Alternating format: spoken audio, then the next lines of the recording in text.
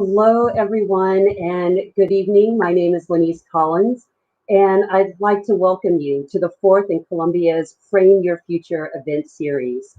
In these conversations, we are convening two or more degree programs to explore complex and timely issues that are really impacting us right now and that have global and national ramifications.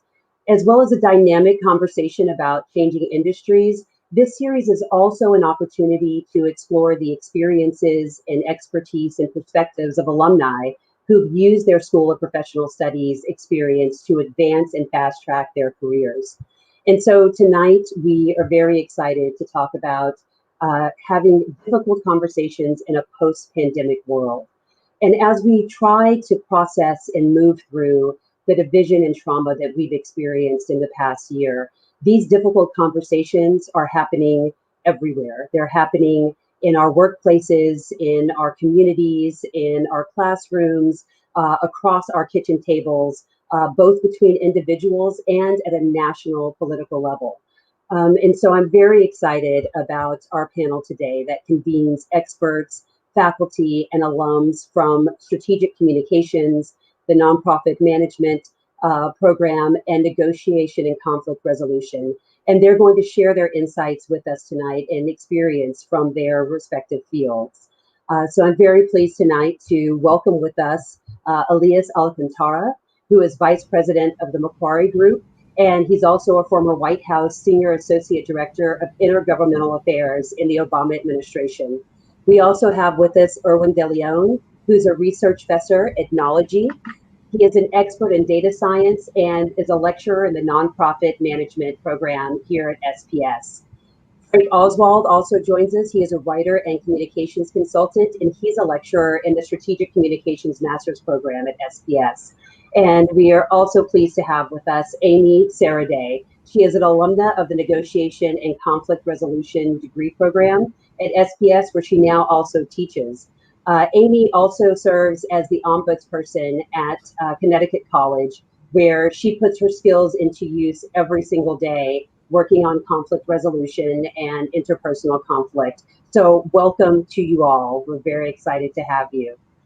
When we look at the past year and look at the divisions and the fault lines that have really been laid bare by COVID and a number of other things, let's start off by talking about how we deal with division.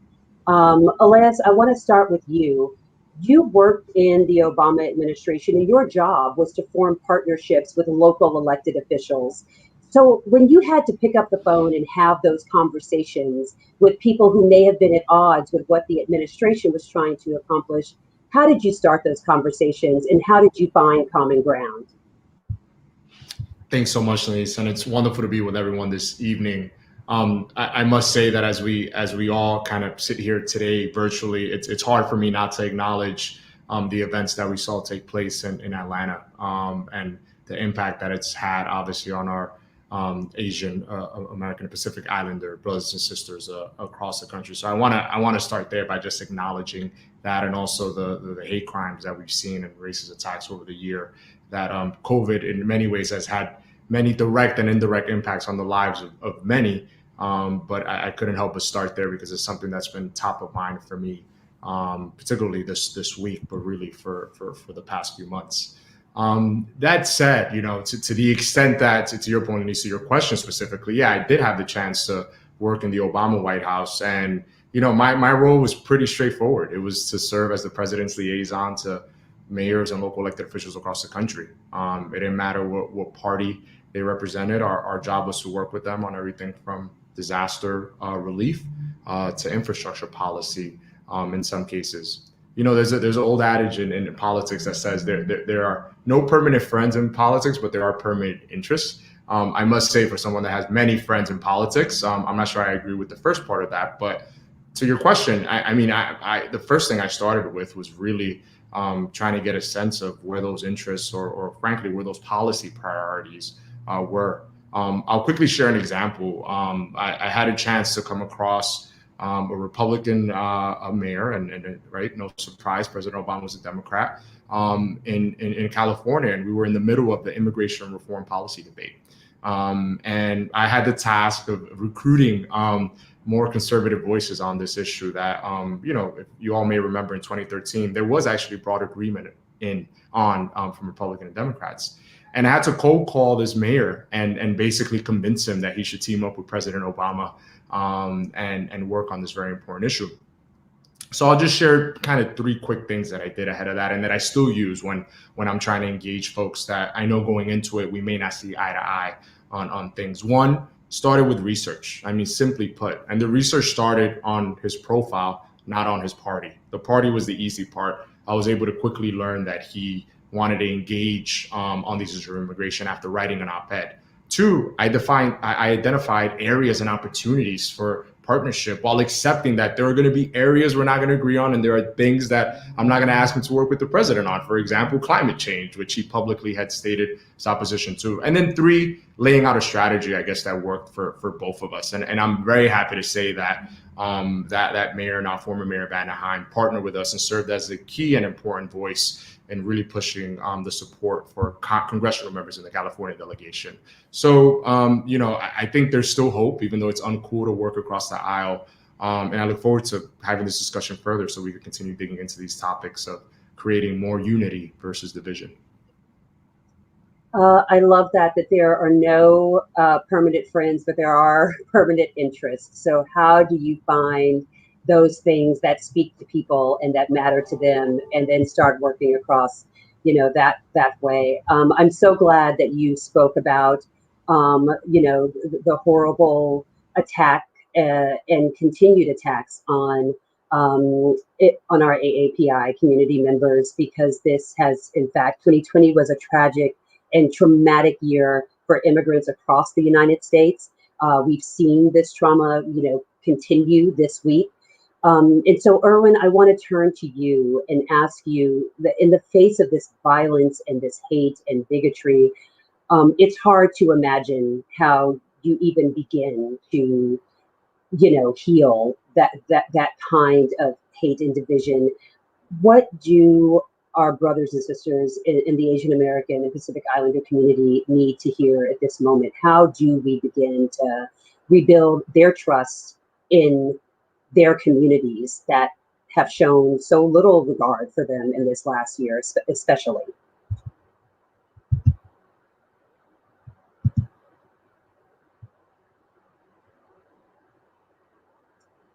Erwin, are you on mute? I don't think I can hear you.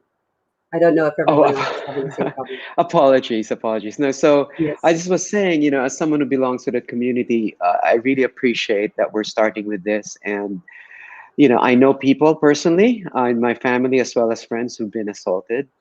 But the thing is, this is a reality that's been going on for some time, not just in the AAPI community, but that goes clearly for the Black and African American community, for communities of color. And in a way, it's a good thing that it's finally being laid bare, as with so many other things that's going on in our country. So what I think one should do as an individual first is to check in with friends and family who happen to be AAPI, and also to educate yourself. And please don't expect to be educated, right? I mean, people of color have always we're exhausted trying to explain what's wrong with this, or how could it possibly be that a white man who just happened to have a bad day, didn't do a racist thing. So educate yourself. Also educate others, especially from your own community, if you're not API or a person of color. And then for us communities, one started empathizing, right? Elias said that we do have a shared interest. We're all human, right? We just want to live and love the same way. So empathize and then act in solidarity. And it's wonderful to see how Black and brown communities have come to my community just as we did last year. And then, so empathize, act in solidarity, and educate your own communities, right? About like, how is this, how do we address the model minority, and realize that no, I mean, AAPIs are just as discriminated against and experience so many other traumas that other communities of color do. And then finally act. And that's through a number of ways, right? At the individual community level, as well as at the policy level, which, Elias was a big part of. And there's so much work to be done. But I do remain hopeful because that we are having these conversations. Having these conversations, Amy, I want to turn to you about that because Erwin spoke to what we can do as individuals, check in on people, have empathy, actually do the work to educate ourselves on, what people are going through. And I want to ask you, how have you seen this play out on sort of the individual level, the traumas of COVID? Has it led to more interpersonal conflict, or have you seen the crisis actually bring people together and foster more empathy? I would say it's both in a really unique and contrasting way. So, on an interpersonal level, I'm seeing a lot of conflict. Individuals don't have the bandwidth to handle all of the stresses that have befallen them this year, between work and life, and then on top of that, a global pandemic and all of the fears that they experience in the world around them today. COVID has changed the way that we communicate with our colleagues. Things happen by email where tone can be lost. We don't have the drop-by conversations with our coworkers in the office. Everything has to be scheduled. And so those smaller conversations get pushed to the wayside. And that's relationship building and can create miscommunication when we're not having that regular conversation. So in that sense, I'm seeing a great deal more interpersonal conflict. However, the lens of COVID has made folks keenly aware of the inequity that they see around them. And what gives me hope is that I am seeing a dramatic increase in requests for group facilitation because the departments and individuals that I work with want to create space to have meaningful dialogue. How do we make change in the world around us? How do we change our culture, whether it's in our whole organization or just in our small little coworker group? We want to be better and do better. And how do we have these really important conversations with one another? And I think it gives me hope that in the midst of all of this trauma, there is a sense of coming together and saying, hey, if we can fight a global pandemic, we can do this, right? That has been what has struck me about this year is that there have been so many challenges, but within those challenges, ripe with opportunities as well. And Frank, I wanted to ask you, you work quite a bit in the private sector. And so wanted to ask you how corporations are dealing with this. How is corporate America approaching these difficult conversations? Oh, thank you, Lenice. I think the bad news is that corporations are really partially culpable for a lot of the issues we're talking about tonight. But the really good news, I think the great news, is that they've really awakened to that fact in the past year. So I've been working with corporate and working in corporate and marketing communications now for more than 4 decades. And the vast majority of the time, the unwritten rule, but often spoken rule, is that CEOs and companies don't speak up about social issues in public. The idea would be, why would you take the risk? But that's totally flopped in the past year. It's changed radically. As one of my students said in class on Tuesday night, it's a bigger risk not speaking up today. And so you have big investment firms like BlackRock that are putting pressure on companies to dramatically improve their ESG performance, focusing a great deal on the S or social factors. You have the NASDAQ demanding greater representation of women, persons of color, LGBTQ community on their boards, or you get kicked out. You're not going to be on the NASDAQ anymore. You've got companies looking beyond increasing diversity and inclusion within their companies to helping achieve greater racial equity within society.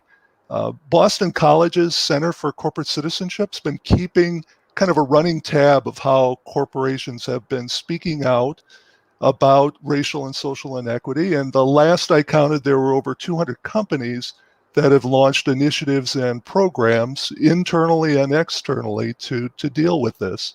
And I think that's something to get excited about. I think that's something to give us hope, because many of these companies are looking beyond the typical superficial fixes and really looking at the systemic roots of those issues. I think Apple's $100 million Racial Equity and Social Justice Initiative is a great example, because it deals with the root issue of our education system. In closing, a few weeks ago, I had the pleasure of working with a bunch of national leaders from very large corporations, and they had gotten together to talk about the systemic barriers for Black-owned businesses and entrepreneurs. And they were not there to talk about how to launch a program or a promotion. They were there to talk about what are the systemic issues that are getting in the way. And I think that's what makes this such a good time for people in my profession in strategic communications, because we can be part of that conversation. We can be the dialogue leaders. And instead of being megaphones for corporations, we can really be the facilitators of those conversations. I really do think things are different this time, and there's a clear mandate to say less and to do more. That's music to the ears of people who want to see companies walking the walk and not just talking and doing a whole lot of, talking a good game, but really no concrete things, and going past the superficial. Oh, we put out a message during Pride Month. We put out a message for Black History Month, but we have really done, nothing of substance. Erwin, I just want to ask you quickly, we started the year off with an attack on the Capitol, driven in part by the fact that people did not agree on who won the election. And so in what appears to be a post-fact world where people can pick and choose their own facts, as a data scientist, how do you see us, using facts to actually overcome divisions? I mean, do you have any hope that we can get to a point where we agree on what are facts again? I wish I could say quickly and readily, yes, I'm hopeful. Unfortunately, it really goes back to the basic of our own understanding of what is factual and what is real and what have you. And clearly, there's a lot of disagreement. It's hard to believe, because for me, data's data, a fact is a fact. So I think the way this could be addressed, really, it's more a function of education, right? Educating the individual as well as the communities they belong to about what facts are, just getting back to basics. It will be a challenge, and that's really more, in my mind, a function of our sources of information and where we gather the information. Unfortunately, we're so much into silos in terms of where we live and where we gather information and the way we think. So I honestly wish I could say that I were that hopeful, but maybe with a change in the way now that even just think about COVID and how science seems to be back and seems to be respected again, maybe there might still be hope. Great. Frank, we have a question actually from the audience that I want to direct to you. Kent has the question: what are the diversity, equity, and inclusion lessons learned or strategies that have been taken up and applied during COVID that you think will remain in place post-COVID? Maybe some things that we've learned very specifically in this period that you think will continue moving forward.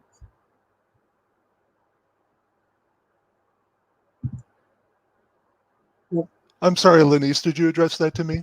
Yes. Okay. Yes, sorry, I was cut off at the top, but I think you're well placed to kind of, give us your thoughts on that, what you've seen adopted that you think maybe will stay with us. after Sure. COVID? Well, I think there are going to be two things that are the most important. Number one is that change happens from the top. That you're not going to improve the diversity and inclusion at any organizations until people see people like themselves at the top of these organizations. So until there is a change in leadership, it's going to be very difficult for any of these organizations to change the composition that they want to. Companies have been talking this game for 15 years, for 20 years, and the improvements have been incredibly small. And part of the reason is that people of color don't see themselves when they see the leadership of organizations. So I think that's a big change. I think measurement is a big change because it's more transparent of what companies are really doing, as opposed to just talking, as you said a while ago. And I think the other thing is that companies and leaders are listening a lot more than they are talking. They're not going out and saying, I have all the solutions. They're going out to talk to groups, they're going out to learn, and they're going out to change. And I think those are the most important things that I see. I'm going to go to Elias for another question, but to your point, Frank, there's also a number of companies that are tying bonuses and pay structure to diversity and inclusion efforts. And if that doesn't light a fire under people, if it's going to affect your pocketbook, I think we're going to see an uptake in some of these things very quickly. I agree. Elias, is there something that gives you hope? You said before, sort of bipartisanship has become like a dirty word. Do you see any glimmers of hope of us sort of rebuilding some kind of consensus in national politics around bipartisanship, around working across the aisle to get those things done? Do you ever see a point where you could have a mayor like the mayor of Anaheim come aboard and be a big booster for something that you're trying to achieve? Yeah, I mean, listen, I'm a half glass full kind of guy, so I'm naturally optimistic. So I'm always gonna stay positive about the ability for us to come together and again be able to agree to disagree on things and then agree on the things that we could work on together. But it's important to note and I think acknowledge the historical context in which we find ourselves politically, as well as just the reality of the division, right? When you think about this term called super disruptor events, and when researchers have aligned super disruptor events, and let's talk about four specifically, economic recession, a pandemic, armed conflict or active conflict, and I'm talking about the US, and then mass protests. There's only been two times in the last 50 to 60 years that has aligned, 1968 and then in 2020. So it's important to know that because we're facing again a very critical and different time, a place we've never been. That said, that's emphasized with the backdrop of a divided country. It feels like November 2020 was a year ago at least. You're talking about 76 million people that approximately voted for one ticket, and 81 million that voted for another one. And going into that election, 80% of Democrats agreed that the Republican Party had been taken over by racists. On the Republican side, 82% said the Democratic Party had been overtaken by socialists. So again, I think it's important, before I answer that question more directly, Elise, to kind of underscore historically where we find ourselves, and then more specifically that we are divided. And I think we can't sugarcoat that, and that's the case. To your second question, what gives me hope, I think, and I think two ways that we could move forward is one, we've got to push our leaders to work together, especially on issues that historically we agreed on. We have this huge opportunity coming up in the coming weeks and months where infrastructure is going to be at the center of political debate in Washington. And it's something that Republicans and Democrats all agree has to get done. So how do we leverage this opportunity to get folks working? President Biden's experience, I think, is perfect, and his temperament is perfect for this moment. He has a long-time relationship with Senate Minority Leader Mitch McConnell. Let's see them working together and setting that example. And then the second piece I'll say is it really starts back with us as individuals. I don't want to sound, Pollyannish at all, but we got to keep having that dialogue everywhere, from our homes. I don't know about you all. I have family members I don't fully agree with, right? To classrooms, to programs like this, obviously at Columbia. And I think that's going to help push the dialogue, that is going to help us bring us together and really, really stem the tide on this division that exists. It's funny that you should say that. Brian, one of the participants, said, "Yeah, but those people who didn't see the election as legitimate are not on this call." So we're kind of preaching to the choir, right? It's a self-selecting group of people who are on this webinar learning about conflict, resolution and negotiation. And so, Frank, I want to ask you, in the program that you teach, you actually teach students tools for to tackle ethical dilemmas in their professional life. You teach them tools for communicating. So tell us a little bit about what are the tools and tactics that you are helping students with that they can take out into the world and apply. Yeah, thanks. First, I want to give credit to the school for recognizing the growing importance of ethics in the field of communications. 5 years ago, when I started teaching my class, a lot of people really didn't even understand the importance. And it wasn't until the explosion of disinformation, that Erwin referred to earlier, that started to deepen the divides in our society, that light bulbs started to go off, that this was really an important issue. And so what we really focus on is flipping communications. People think of communications within corporate or organizational structures as the organization's mouthpiece or megaphone.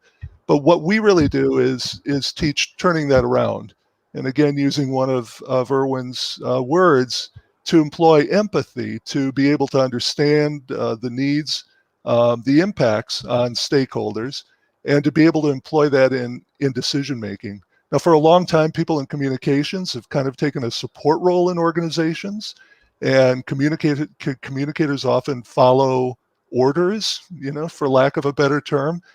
There's a scene in one of the Fire Festival documentaries where there's a social media director for the event who clearly knew things weren't right, but he turns to the screen and he goes, well, what do you want me to do about it? I'm the social media guy. And so what we really teach is a pragmatic system of being able to engage with stakeholders, understand impacts, understand what's really going on, and then facilitate a dialogue, which is what this whole conversation is about tonight. Instead of corporations imposing their will on others, which is a non-ethical way of doing things, how can we integrate the views of our stakeholders and the decisions we make? And within our strategic communications program, those are the kinds of communications leaders that we're hoping to develop for the next generation.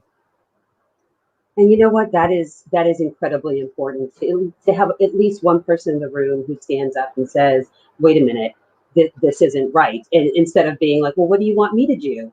And realizing that in every one of those, there's a point at every point along the way where someone can step up and say, "You know what? I really don't think this is an ethical use of our voice, of our platform, of our position, of our, the resources that we have, the money that we have." And so how do you impart that to students, I think is incredibly important. Amy, you're a graduate of the Negotiation and Conflict Resolution Program. And so I wanted to ask you, what specific skills were you able to develop and hone in that program? And do you see the program as typical, or do you see it as actually being different from other programs of its type? So it's very hard to unpack which skills I think are most valuable. The journey through the program and the emotional intelligence building and the skills that you develop becomes such an integral part of the fiber of your being, and certainly impact the way that I walk through the world. But if I were to call out some of them as being more effective for me, particularly in handling communication, I would say that it is the ability to analyze conflict from the perspective of the needs. It speaks to what Elias was mentioning earlier with those permanent principles. If we can understand what the needs are, that are driving the conflict, it gets us that much closer to realizing the perspective that someone is taking and coming up with solutions to solve conflict. Nonviolent communication teaches us that all people are ever really saying is please and thank you. Sometimes they have a very unhealthy or tragic way of saying that please and thank you. But really what people are communicating is they're saying their needs, and they are saying thank you for meeting those needs. So that to me is a really crucial piece of what I learned in the NECR program. In addition, the mediation skills, active listening, empathy, and how to really facilitate those conversations by just listening. It's such an enormous part of the work that I do. So those are two of the most important things that I would call out. As to the second part of your question, in whether or not the program is typical, I would say that what's special about the NECR program is that it is a really deep dive into conflict. If you were to study social work, you would get a piece of conflict, or international affairs, there would be lessons on conflict. Certainly, conflict is a part of so many different schools of thought. But the NECR program takes you into conflict itself in a very deep and meaningful way, and then allows you to take those skills and overlay them onto your niche area of work. So it's almost studying it in the reverse, with that lens of conflict being privileged. Amy, that's great. And you reminded me of something that my grandmother used to always say to us, is that you have two ears and one mouth for a reason. And so listening to understand, and certainly as a communications officer for the UN, I'm constantly thinking about, it's not just about what I'm trying to say or what the message is. You're also thinking about how are people receiving that message? How are people it's not just, here, I'm pushing this out to you. This is what I want to say. But how will you receive that, and how will that sit with you? And trying to think that through, to think of the best way to open up those conversations. Erwin, I know that you wanted to talk a bit on, local communities and what's happening at the local level. So I'll pose a question to you, and then also want you to jump in on that. After a year of the pandemic, I mean, nonprofits operate on a shoestring anyway. And after a year of the pandemic, changes in the tax code where people were maybe not contributing, charitable contributions as much, nonprofits are suffering, financially. And so what skills are students in the nonprofit management program coming away with to help them meet the challenges that we're probably going to see reverberate in the nonprofit sector for quite a while? Sure, thank you. So first of all, certainly one thing that we learned would be, of course, the basics of running a nonprofit, right? Managing a nonprofit, and definitely raising funds, particularly in such difficult times, as you pointed out. But also to be able to see the wider view, the broader view of what's going on, not just in your communities or in your state, but nationally and globally, and actually might see some opportunities, right? Because the reality is the nonprofit sector is pretty broad.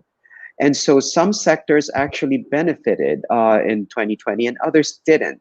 So coming from our program, you'll be able to see what is going on beyond just your little, if you will, your little sector, and see, okay, these are things that are going on in the world.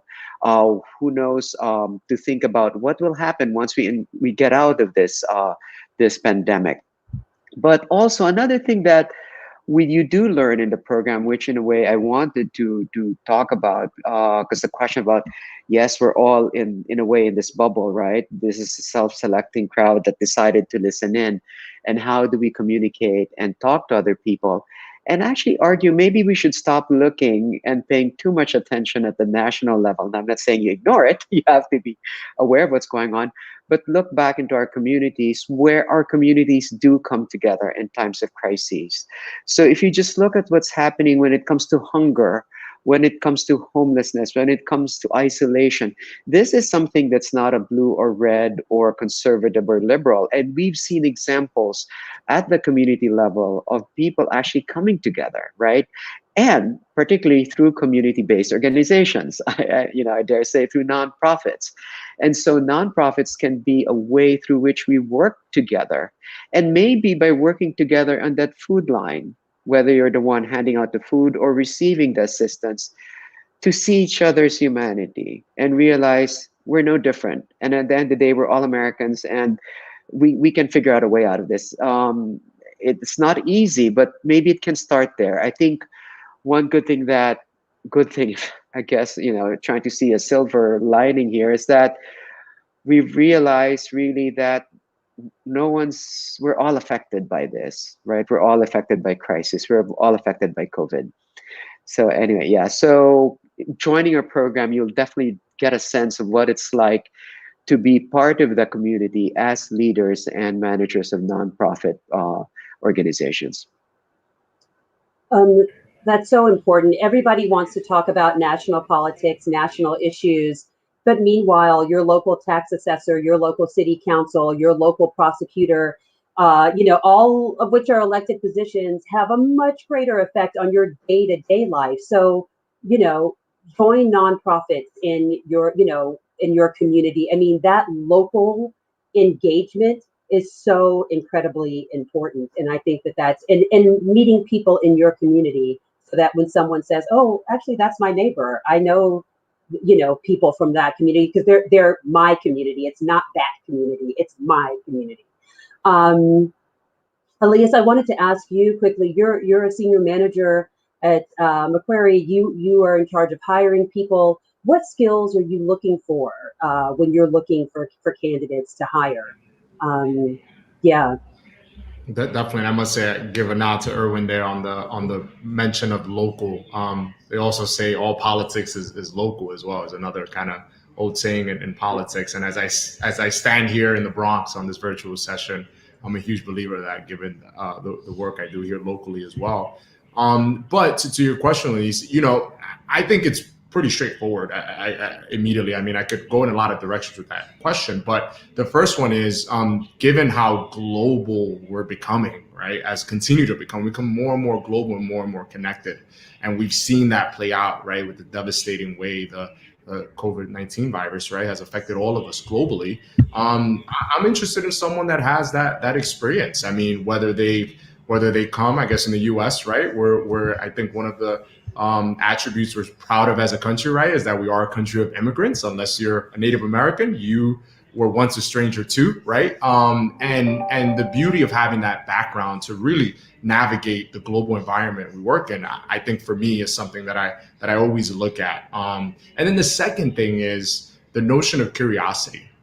I think it's pretty straightforward and easy to get to know what someone does really well, but I'm also as interested with an individual that accepts the things that they don't know, and they're comfortable with the things they don't know, but they're willing to go after the answers and really learn and be curious enough to get out there and research and figure it out, right? And that's an area that I've more and more growing as an attribute that I look for candidates. So it's the exposure to the kind of just the growing global economy we all operate in and community we operate in, and just the ability to be curious would be the two things that stand out, Lise. Great. I think that we lose that as we become older, but the fact that children are always asking, why, but what about, and that's how they're learning. And so we know that, and I think we stop asking those questions, and unfortunately that curiosity, that loss of curiosity is a real loss for us. I have a question from the audience, from Matthew, who says, and this can be for Elias and Frank, that a big issue of 2021 is healthcare inequality. And do you see any efforts by corporations to kind of take this issue on, not just racism or xenophobia, but real policy issues as well, like healthcare? And what can we do about healthcare inequality? Have any of them sort of stepped up to tackle that or to address that? Frank, I'll go to you first. I wish I could answer that with a really strong positive as I could on all of those other issues. I think within healthcare, you also have a number of companies that I think have stepped up in a big way when it comes to things like how the unequal treatment of women in the workforce during the pandemic, and there's been really significant efforts that are being done there. But Erwin, maybe you can help me out. But I think in the area of healthcare, I don't see that that companies have made as big of an effort there beyond the typical benefit packages. Can you add something that I can't? Well, maybe from, in terms of large nonprofits, what we call the eds and the meds, but the meds, the hospitals, right, or institutions like that. I think the reality, though, even if there is an interest or a desire to do more, I think there's a larger conversation to be had about our healthcare system here, right? And what are the profit motive? The bottom line is, and I was talking to my class when we were talking, because I teach ethics in the nonprofit sector, and how you have a lot of these organizations that are now hybrid organizations, right? So both for profits and nonprofits. The reality is, you have to think of the reason of being for profits. It's to make a profit, right? So yes, and they might do something, but it's the interest of, like, if I actually do something right, then I'm going to make more sales. I mean, of course, I'm simplifying it, but I guess what I'm trying to say is that there are good people in the C-suite and the boardrooms who'd like to do things differently, but they are responsible, as you all know, to the stakeholders, to their shareholders in particular, and they're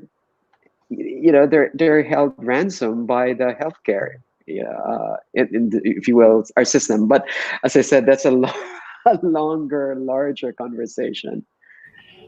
Elias, have you seen any companies that have decided that it's profitable for people to be healthy? It's profitable to, yeah.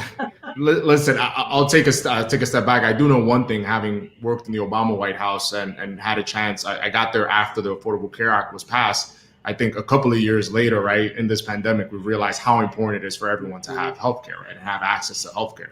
So I want to just underscore that notion of just, how we as a population view this issue. And as we debate around whether or not universal healthcare makes sense, I think we're seeing things play out in real life. And then the second thing is, because I work, Macquarie Group primarily works in the infrastructure space. I think, hospitals and healthcare centers have always been infrastructure, considered social infrastructure. But I think there's now a growing notion, and we've seen it play out. We've seen the exacerbated issues, whether it's, shortage on PPE, to just frankly the facilities, right, that in some cases may be outdated and aren't necessarily meeting the challenges that we're facing as a society.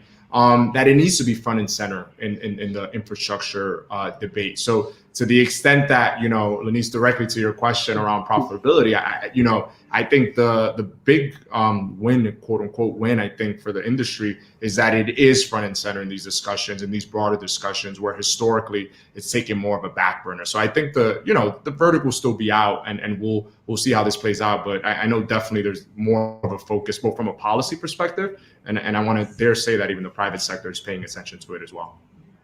Yeah, I think it's hard to have a strong economy when you have people who are too sick to work. So I'm hoping that that's the message that kind of gets out there. Just as we approach time, I want to do a quick lightning round.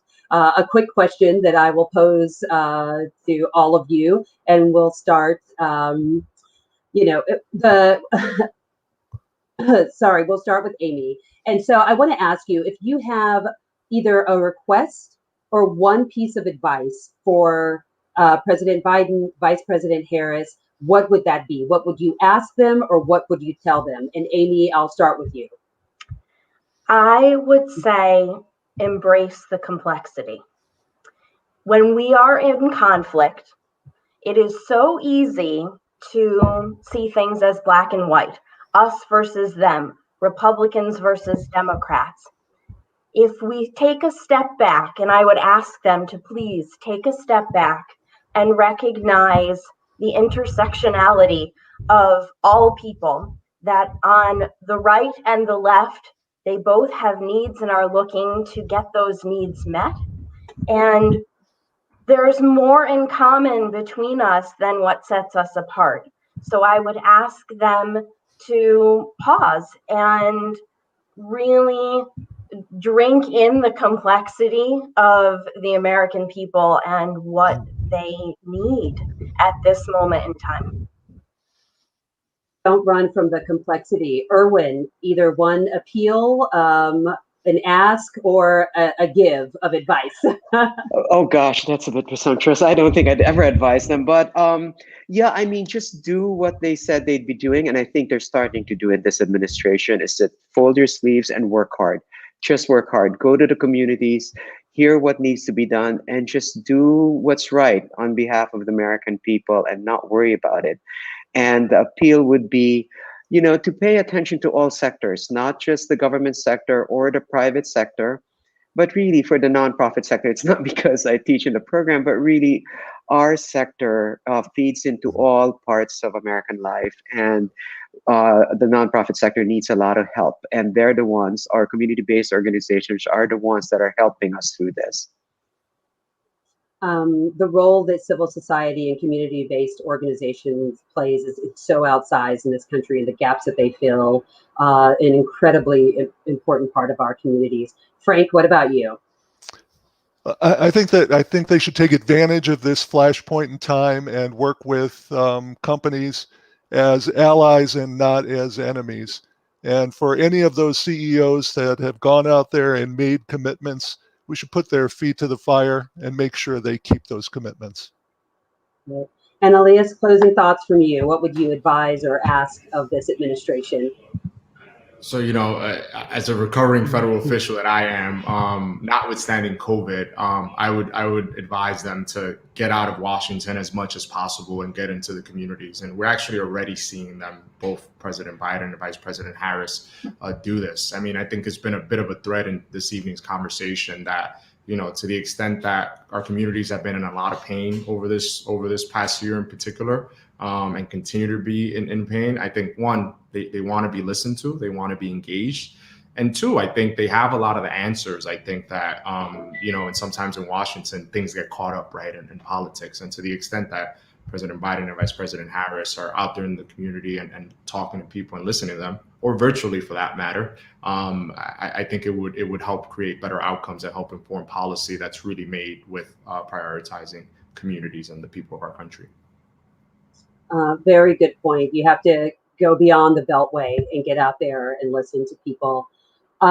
We are at time. Thank you for staying with us a little bit longer. I want to thank our panelists so much for their insights and just their perspectives and views. And thank you for joining us. The next Frame Your Future event will be Racing with Vaccines, Data, Narratives, and Ethics, which is happening on Wednesday, March 24th at 6:15 p.m. Thank you so much for joining us, and have a good night.